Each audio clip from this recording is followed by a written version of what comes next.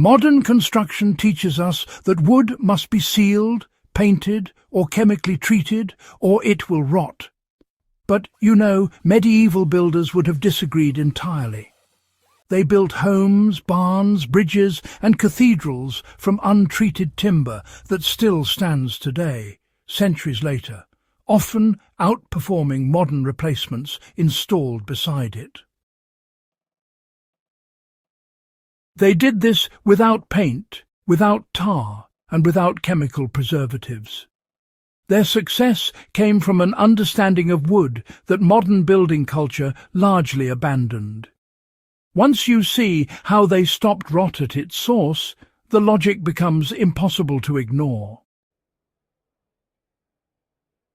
Medieval builders focused on moisture control instead of surface protection. Rot does not begin because wood is old. It begins because moisture is trapped. Medieval builders learned early that sealing wood tightly often made rot worse, not better. Instead of coating timber to block water entirely, they designed structures that allowed wood to shed moisture and dry quickly.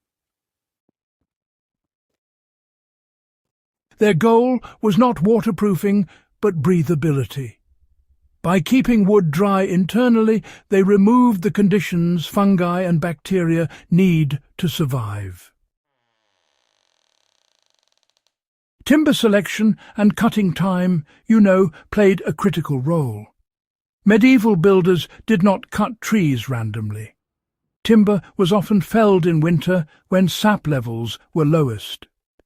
Lower sap meant fewer sugars, and fewer sugars meant less food for rot organisms.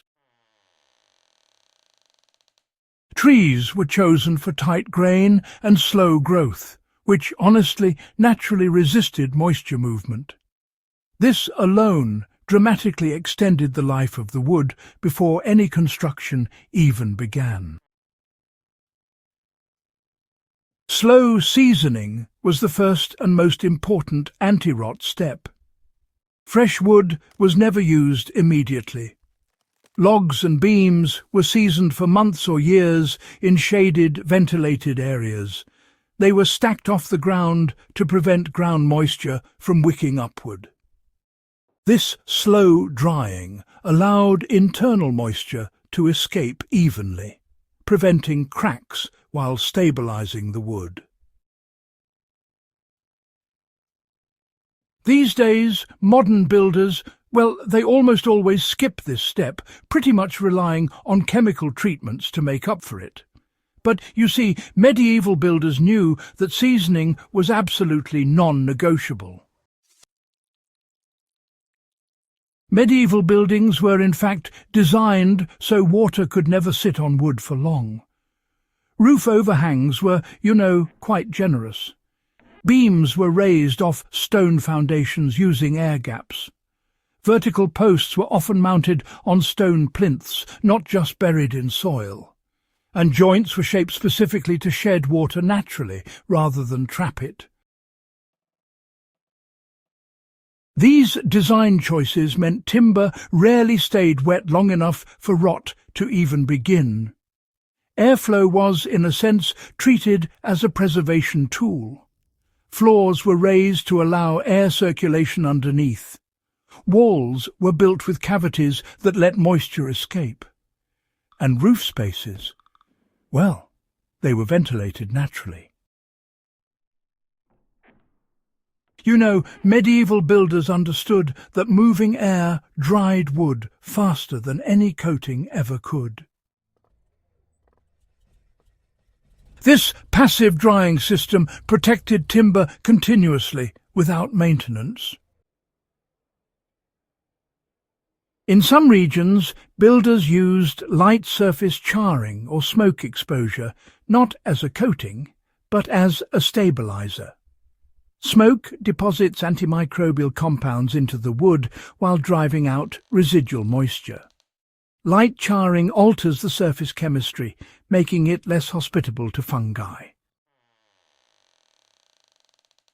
This was not done to every piece of timber, but it was used strategically where moisture exposure was was unavoidable.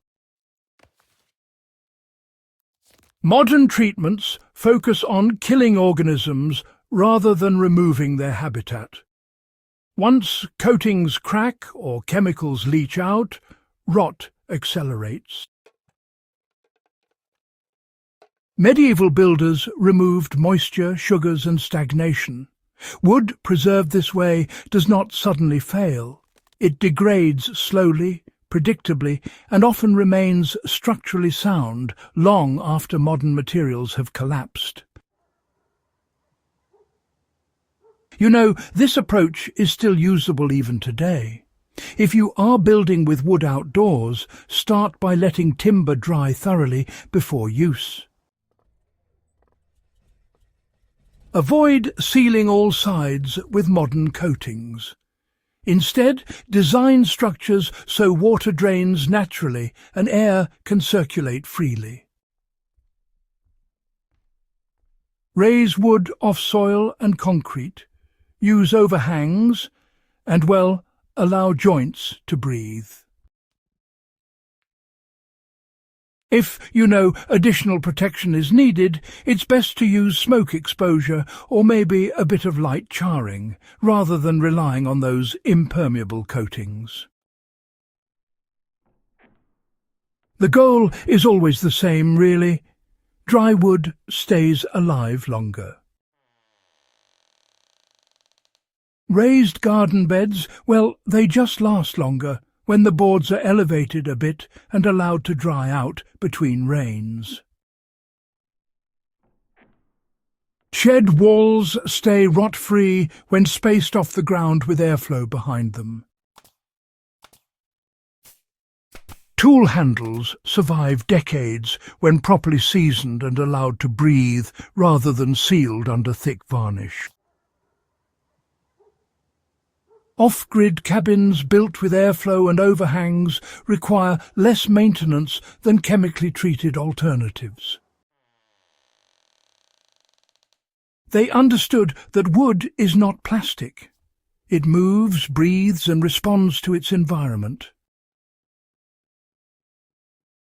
Preservation is not about freezing wood in place, but allowing it to function naturally without staying wet.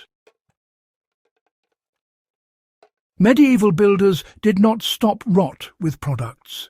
They stopped it with patience, design, and respect for materials. If you value this kind of deep, practical history, subscribe to In the Beginning. Share this with fellow history buffs, builders, and survivalists who care about methods that actually work. These techniques protected timber for centuries once, and they still can today.